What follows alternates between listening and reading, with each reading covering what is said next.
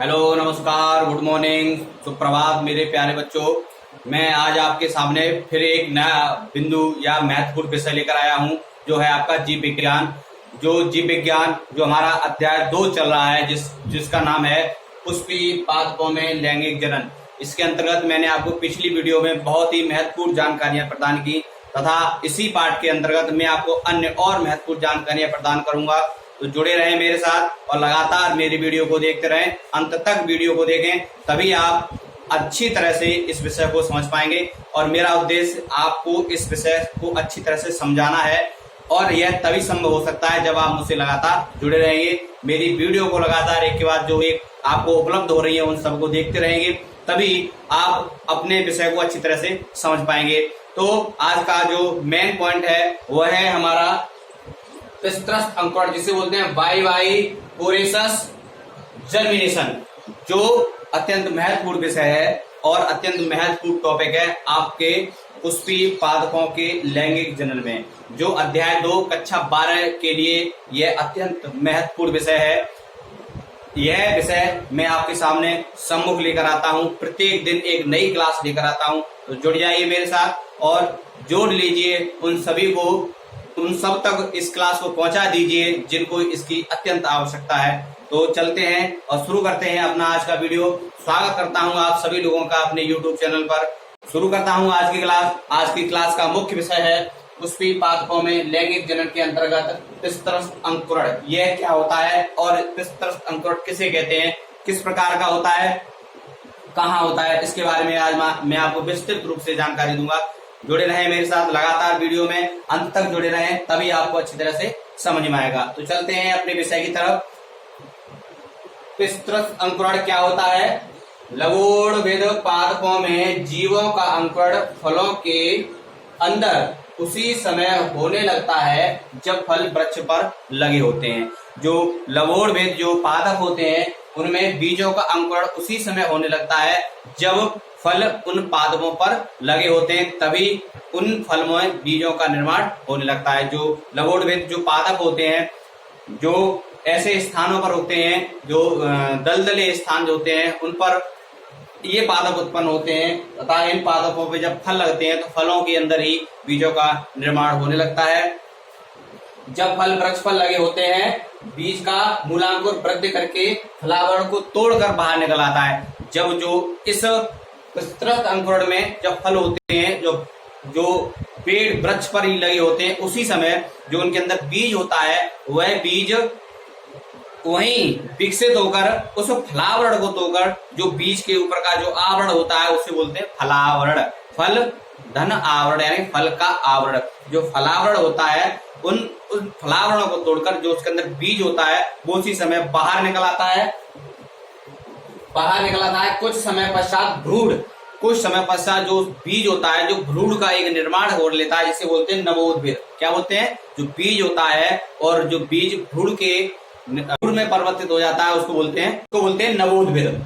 फल से पृथक होकर दलदल में स्थापित हो जाता है। वह जो बीज होता है जो फल के अंदर विकसित होता है, जो नवोद्भिद होता है, जो भ्रूण का रूप धारण कर लेता है, वह फलावरण को तोड़कर उस दलदल में ही स्थापित हो जाता है और एक नए पादप में विकसित हो जाता है। यह प्रक्रिया पिस्त्रस्थ अंकुरण के अंतर्गत आती है। यह पॉइंट आपको समझ में आया होगा, उम्मीद करता हूं। अब चलते हैं अगले पॉइंट की तरफ। देखिए, इसमें कुछ महत्वपूर्ण विषय हैं जिसको मैं एक के बाद एक प्रत्येक पॉइंट करके मैं आपको बताऊंगा।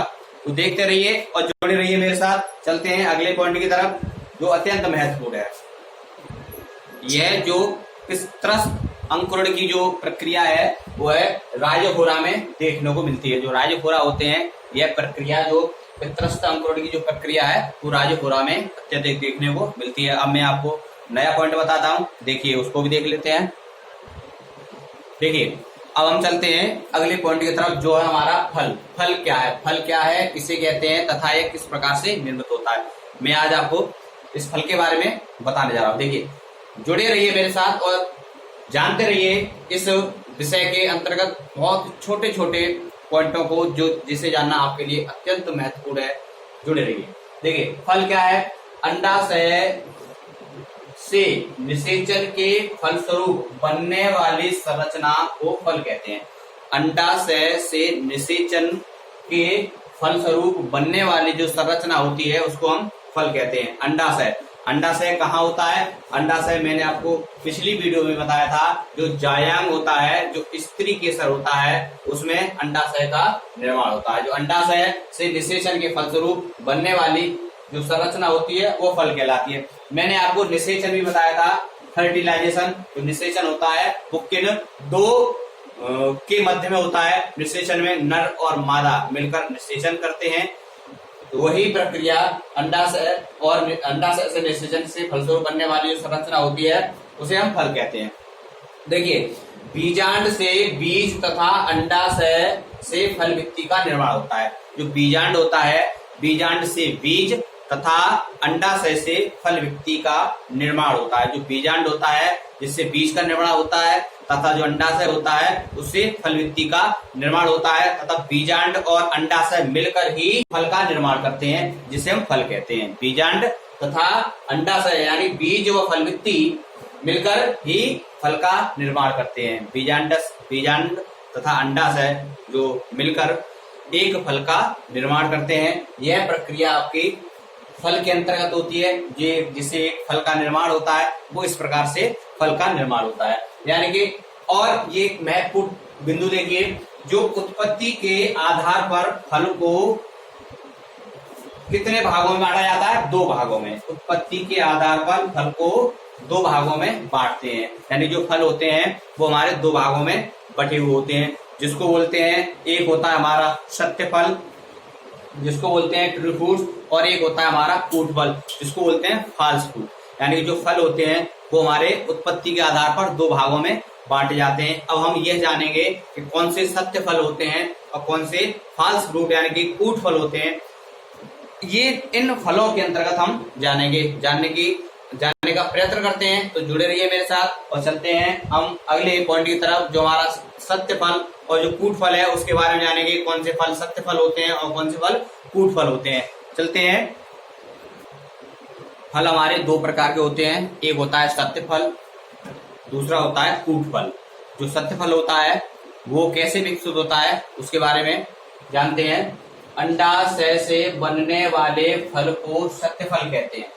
जो फल अंडाशय से विकसित होता है या जिस फल का निर्माण अंडाशय से होता है उसको हम सत्य फल कहते हैं, ट्रू फ्रूट्स कहते हैं। और इसको हम यथार्थ फल भी कह सकते हैं या वास्तविक फल भी कह सकते हैं। यथार्थ एवं वास्तविक फल भी हम सत्य फल को कहते हैं, जो अंडाशय से विकसित होता है। यानी अंडाशय से बनने वाले फल को हम सत्य फल, यथार्थ या वास्तविक फल कहते हैं। जैसे आम हो गया, अमरूद हो गया, वे बहुत से ऐसे फल होते हैं जो सीधे सीधे अंडाशय से विकसित होते हैं। ऐसे सभी फल हम सत्य फल की श्रेणी में रखते हैं। तथा जो फल कूट फल होते हैं वो फल पुष्प या पुष्प क्रम से विकसित होते हैं। चलो इसको भी देखते हैं। देखिए, वह फल जो अंडाशय के अतिरिक्त पुष्प अथवा पुष्प क्रम के अन्य भागों से बनता है, वह फल कूट या मिथ्या या आवासी फल कहलाता है। वह फल जो अंडाशय के अतिरिक्त पुष्प या पुष्पक्रम अथवा उसके अन्य किसी भाग से विकसित होता है उस फल को हम कूट फल, मिथ्या या आवासी फल कहते हैं। अब देखिए, जो फल किसी पुष्प या पुष्पक्रम से विकसित होते हैं उन फलों को हम कूट फल भी कहते हैं, आवासी फल भी कहते हैं और मिथ्या फल भी कहते हैं। ये दोनों जो फलों के प्रकार हैं वह आपको अवश्य समझ में आए होंगे। जैसे जो कूट फल होते हैं, मिथ्या फल जो होते हैं, आवासी फल जो होते हैं, वो जो पुष्प क्रम से विकसित होते हैं या पुष्प किसी अन्य भाग से विकसित होते हैं, जिन्हें जैसे सेब है, काजू है, कटहल है, स्ट्रॉबेरी, ऐसे बहुत सारे फल हैं जो किसी पुष्प के पुष्पासन से या पुष्प क्रम से विकसित होते हैं। ये दोनों जो फल थे वो फलों के प्रकार मैंने आपको अच्छी तरह से समझाए। यानी फल होते हैं वो 2 प्रकार के होते हैं, एक सत्य फल वास्तविक या यथार्थ फल कहलाता है, दूसरा कूट, मिथ्या या आवासी फल कहलाता है। देखिए, जो फल होते हैं इनका एक महत्व होता है। जो फल होते हैं वो फल बीजों को एक आवरण प्रदान करते हैं, बीजों को एक आवरण प्रदान करते हैं। जो फल होता है वह एक बीजों को आवरण प्रदान करता है, तथा जो फल होते हैं वह बीजों के प्रकीर्णन में भी सहायता प्रदान करते हैं। बीजों के प्रकीर्णन में भी सहायता प्रदान करते हैं। जो फल होते हैं वो फल का जो ऊपरी हमारा आवरण होता है जिसको हम फल भित्ति भी कहते हैं। फल के ऊपरी आवरण जिससे वो फल अंदर जो बहुत से फल ऐसे होते हैं जो गूदेदार होते हैं, जैसे सेब है हमारा, सेब क्या है, गूदेदार है। अमरूद है हमारा, अमरूद क्या है, गूदेदार है। ऐसे बहुत सारे फल हैं जो गूदेदार होते हैं और उनके ऊपर जो आवरण होता है उसको हम बोलते हैं फल भित्ति या फलावरण, यानी फल का आवरण, जिसके अंदर गूदा सुरक्षित रहता है और बीज भी उस फल के अंदर सुरक्षित रहते हैं। जो फल होते हैं वो बीजों को सुरक्षा प्रदान करते हैं तथा बीजों के प्रकीर्णन में भी सहायता प्रदान करते हैं। ये दोनों पॉइंट जो फलों के प्रकार थे और जो फल थे वो आपको बहुत अच्छी तरह से समझ में आए हैं। अब हम चलते हैं दूसरे टॉपिक की तरफ जो भी अत्यंत महत्वपूर्ण है, तो उस टॉपिक को समझने के लिए आप मेरे साथ जुड़े रहें। चलते हैं दूसरे टॉपिक को भी देखते हैं। देखिए अब हम जानेंगे बीजों के बारे में। जो बीज होते हैं वो क्या है और उनका क्या महत्व होता है। बीज जो किसमें उनका निर्माण होता है और उनका महत्व भी बहुत ही अत्यंत महत्वपूर्ण होता है। देखिए जैसा मैंने आपको इससे पहले वाले पॉइंट में बताया, जो फल होते हैं वो फल बीजों को सुरक्षा प्रदान करते हैं। जो फल होते हैं वो क्या होते हैं, बीजों को सुरक्षा प्रदान करते हैं तथा उनके प्रकीर्णन में उन्हें सहायता प्रदान करते हैं। तो हम अब बीजों के बारे में जानेंगे। जो बीज होते हैं वो क्या है। देखिए बीज एवं बीजों का महत्व, बीज और बीजों का क्या महत्व होता है इसके बारे में हम चर्चा करेंगे। बीज के द्वारा ही पौधे प्रतिकूल परिस्थितियों में जीवित रहते हैं। जो बीज होते हैं, बीजों के द्वारा ही जो पौधे होते हैं वो प्रतिकूल परिस्थितियों में जीवित रहते हैं। देखिए परिस्थितियां दो प्रकार की होती हैं, एक प्रतिकूल और एक अनुकूल। मैं इसके बारे में भी विस्तृत रूप से चलकर चर्चा करूंगा, तो आप लगातार जुड़े रहें मेरे साथ और वीडियो को अंत तक देखें। जो बीज होते हैं वो बीजों के द्वारा ही पौधे प्रतिकूल परिस्थितियों में अपना जो जीवित रहने की जो क्षमता होती है वो बनाए रखते हैं। बीज में भ्रूण सुरक्षित रहता है। जो बीज होता है बीज में भ्रूण सुरक्षित रहता है। आप किसी के बीज को देखिए और आप जब देखेंगे उसके बीज के आवरण को हटाएंगे जिसे बोलते हैं बीज आवरण। क्या बोलते हैं, बीज आवरण, यानी बीज का जो आवरण होता है उस बीज आवरण को हटाएंगे तो आप देखेंगे कि उसके अंदर भी एक भ्रूण है। एक मैंने आपको अभी बताया था फलावरण, यानी फल का जो आवरण होता है जिसके अंदर बीज सुरक्षित रहते हैं उसको बोलते हैं फलावरण। और जो बीज होता है जिसके अंदर भ्रूण सुरक्षित रहता है उसको बोलते हैं बीज आवरण। जो बीज आवरण होता है उसके अंदर भ्रूण सुरक्षित रहता है। देखिए बीज में भ्रूण सुरक्षित रहता है। बीजों से कार्बोहाइड्रेट, प्रोटीन, वसा, खनिज तथा अन्य प्रकार की जो हमारे लिए आवश्यक वस्तु हैं वो सभी प्राप्त होती है। बीजों से हमें कार्बोहाइड्रेट मिलता है, बीजों से हमें प्रोटीन प्राप्त होता है, बीजों से हमें वसा प्राप्त होती है, बीजों से हमें खनिज लवण प्राप्त होते हैं। ये सब किससे प्राप्त होते हैं, बीजों से। ऐसे अन्य बहुत से हमारे लिए पौष्टिक हैं वो सभी हमें बीजों से प्राप्त होते हैं। वसा का मतलब होता है जो चिकनी होती है हमारी, जो जैसे तेल है, डालडा है, घी है। घी को हम जानवरों से प्राप्त करते हैं। तेल है, सरसों का तेल है, वो हम सरसों के बीज से प्राप्त करते हैं। वैसे बहुत से कई तेल हैं जो हमें वसा के रूप, जिन्हें हम वसा बोलते हैं, जो हमें बीजों से प्राप्त होती है। ऐसे ही प्रोटीन है वो भी हमें बीजों से प्राप्त होती है। कार्बोहाइड्रेट है वो भी हमें बीजों से ही प्राप्त होता है। पोषक तत्व प्राप्त होते हैं। कुछ पौधे के बीज ऐसे होते हैं जिनसे हमें रेशा प्राप्त होता है जो वस्त्र तथा धागा बनाने के काम में आता है। यानी कि कुछ पौधे के बीजों से रेशा प्राप्त होता है जो वस्त्र तथा धागा बनाने के में काम आता है। जैसे कपास के जो बीज होते हैं उनसे हम वस्त्र एवं धागा बना सकते हैं। यानी कि मैंने आपको बीजों के बारे में बताया। जो बीज होते हैं, बीजों के अंदर एक भ्रूण होता है जो सुरक्षित रहता है और बीज ही किसी भी पौधे को प्रतिकूल परिस्थितियों में जीवित रख सकते हैं तथा बीज ही ऐसे हैं जो किसी पौधे को जन्म दे सकते हैं। तो बीजों के बारे में मैंने आपको बहुत महत्वपूर्ण जानकारियां दी। बीज क्या होते हैं, फल क्या होते हैं, इसके बारे में विस्तृत रूप से मैंने आपको बताया। बीजों के जो फलों के प्रकार होते हैं वो भी मैंने आपको बताया और जो बीजों का जो महत्व होता है और बीज क्यों आवश्यक होते हैं ये भी मैंने आपको बताया। बीजों से हमें क्या प्राप्त होता है ये भी मैंने आपको बताया। और ये वस्त्र जो हम पहनते हैं, ये धागा जो हम देखते हैं, ये कहाँ से प्राप्त होता है, हमें बीजों से ही प्राप्त होता है। ये भी मैंने आपको बहुत महत्वपूर्ण जानकारी दी। तो चलते हैं अगले पॉइंट की तरफ, देखते हैं उसको भी। फलों के प्रकार में हमारे दो प्रकार के फल और होते हैं जिनको हम बोलते हैं पुंज फल एवं संग्रंथिल फल। पुंज फल और संग्रंथिल फल जो होते हैं वो किस प्रकार होते हैं और उनकी जो पहचान होती है वो किस प्रकार से की जा सकती है। देखिए, नंबर 1, इसका विकास बहुअंडपीय पृथक अंडक अंडाशय से होता है। इसका जो विकास होता है वो बहुअंडपीय पृथक अंडक अंडाशय से होता है। तथा जो संग्रंथिल फल होता है इसका विकास संपूर्ण पुष्प क्रम से होता है। जो संग्रंथिल जो फल होता है उसका विकास संपूर्ण पुष्प क्रम से होता है। जो दूसरा पॉइंट देखते हैं, पुंज फल में प्रत्येक अंडाशय से बने अनुफल पुष्पासन पर समूह के रूप में लगे रहते हैं। यानी कि प्रत्येक अंडाशय से बने जो अनुफल होते हैं वो पुष्पासन पर समूह के रूप में लगे होते हैं। तथा जो संग्रंथिल फल होता है सभी फल पुष्पाबल वृंत या आशय पर लगे होते हैं। जो संग्रंथिल फल होता है वो सभी जो फल होते हैं वो पुष्पाबल या वृंत या आशय पर लगे होते हैं। अगला पॉइंट देखते हैं, पुंज फल में ही यह एकीन फॉलिकल बेरी या अस्टिल फलों का एक समूह होता है जिसको पुंज फल कहते हैं। यह एकीन फॉलिकल बेरी या अष्टफल फलों का समूह होता है जो पुंज फल कहलाता है।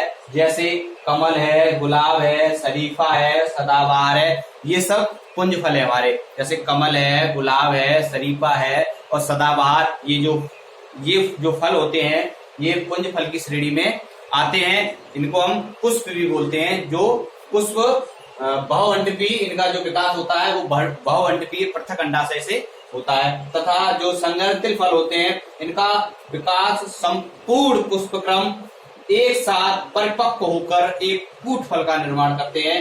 इसमें संपूर्ण पुष्पक्रम एक साथ परिपक्व होकर एक कूट फल का निर्माण करते हैं। जैसा कि मैंने आपको इससे आगे वाले पॉइंट में भी बताया था। जैसे कटहल है, अंजीर है, अनन्नास है, सहतूत है, ये सब संग्रंथिल फल के रूप में आते हैं। देखिए, मैंने आज आपको फल क्या होता है, फलों के प्रकार क्या है, बीज क्या है, बीजों का महत्व क्या है होता है, यह अत्यंत महत्वपूर्ण जानकारी आप तक पहुंचाई।